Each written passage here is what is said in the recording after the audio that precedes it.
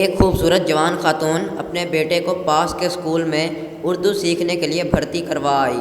اردو پڑھانے والا استاد اس عورت کی خوبصورتی کے بارے میں جانتا تھا۔ چھٹی کے وقت اس کے استاد نے کہا کہ اپنی امی سے کہنا کہ استاد صاحب نے آپ کو سلام بھیجا ہے۔ خاتون نے بھی بیٹے کے ہاتھوں سلام کا جواب سلام بھیج کر دے دیا اور یہ سلسلہ ہفتے بھر چلا۔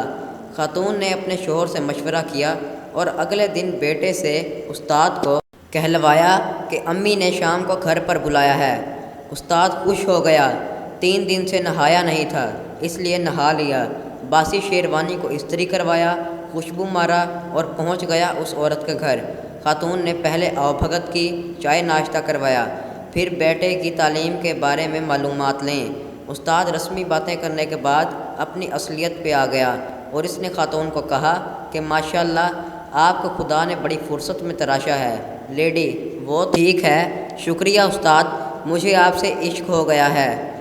محترمہ خاتون: جی ہاں وہ تو ہے، پر یہ بات اگر میرے شوہر نے سن لی تو بہت مشکل ہو جائے گی۔ وہ آتے ہی ہوں گے، آپ اب جائیے، کل شام کو پھر آئیے گا، تب بات کریں گے، میں انتظار کروں گی۔ استاد چلنے ہی والا تھا کہ باہر سے اس خاتون کے شوہر کی آواز آئی: کون گھر میں گھسا ہے حرام خور؟ استاد نے گھبرا کر خاتون سے پوچھا: میں چھپ جاؤں؟ خاتون نے اسے ساڑی پہنا دی، گھونگھٹ کر دیا، گندم پیسنے والی پتھر کی چکی کے پاس بٹھا دیا اور کہا: آپ آہستہ آہستہ گندم پیسیں، میں انہیں چائے وغیرہ پلا کر باہر بھیجتی ہوں، آپ موقع دیکھ کر بھاگ جائیے گا۔ استاد لگا چکی چلانے اور گندم پیسنے۔ شوہر داخل ہوا اور پوچھا کہ یہ عورت کون ہے؟ خاتون: پڑوس میں نئے کرایہ دار آئے ہیں، ان کی بیوی ہے، گندم پیسنے آئی ہیں۔ شوہر اور بیوی بہت دیر تک ہنسی مذاق اور باتیں کرتے رہے۔ 1 گھنٹہ بعد شوہر نے کہا کہ میں ذرا کونے کی دکان سے پان کھا کر آتا ہوں، اور باہر نکل گیا۔ 1 گھنٹے سے گندم پیستے پیستے پسینے میں شرابور استاد نے ساڑی اتار کے پھینکی اور آنن فانن وہاں سے سرپٹ بھاگ گیا۔ 15 دن بعد عورت کے بیٹے نے مدرسے میں استاد سے کہا: ماں نے آپ کو سلام بھیجا ہے۔ استاد گرجے: حرام خورو، آٹا ختم ہو گیا ہوگا، کیا 20 کلو آٹا کھا گئے؟ جواب: دوبارہ سلام بھیجا ہے۔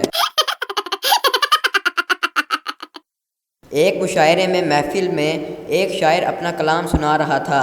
اسی دوران ایک اعلان ہوا کہ اشرف بھائی جہاں بھی ہیں فوراً اپنے گھر چلے جائیں، ان کی اہلیہ ان کا انتظار کر رہی ہیں۔ اشرف بھائی اٹھ کر جانے لگے، تبھی کچھ دور بیٹھی ان کی بیوی بولی: بیٹھ جاؤ، میں یہ دیکھ رہی تھی کہ مشاعرے میں ہی آئے ہو یا کہیں اور تو نہیں گئے؟ جج صاحب: تم نے ایک ہی دکان سے مسلسل 3 دن چوری کیوں کی؟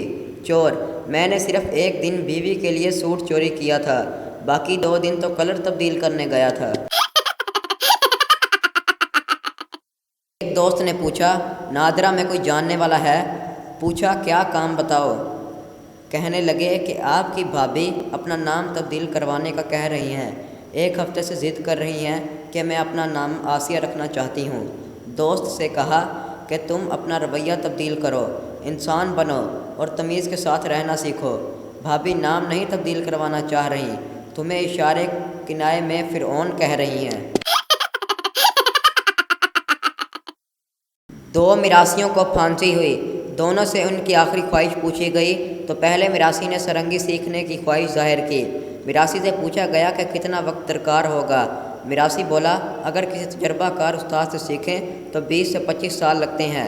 پوچھا گیا کہ عمر کتنی ہے؟ جواب ملا: 40 سال۔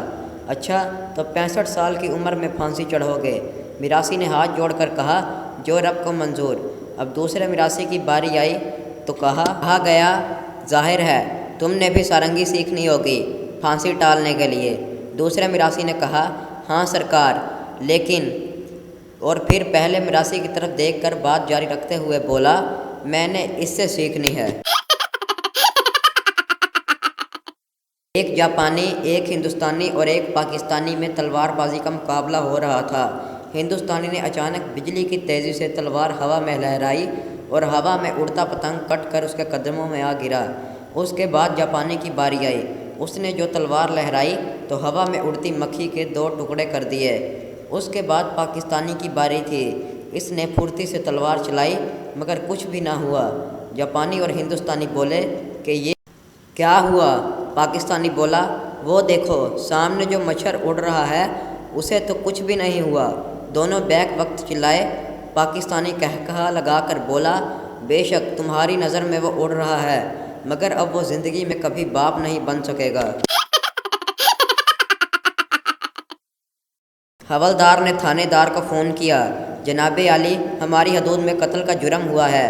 ایک عورت نے اپنے خامد کو سر پر بیلن مار کر ہلاک کر دیا ہے۔ تھانے دار کیوں؟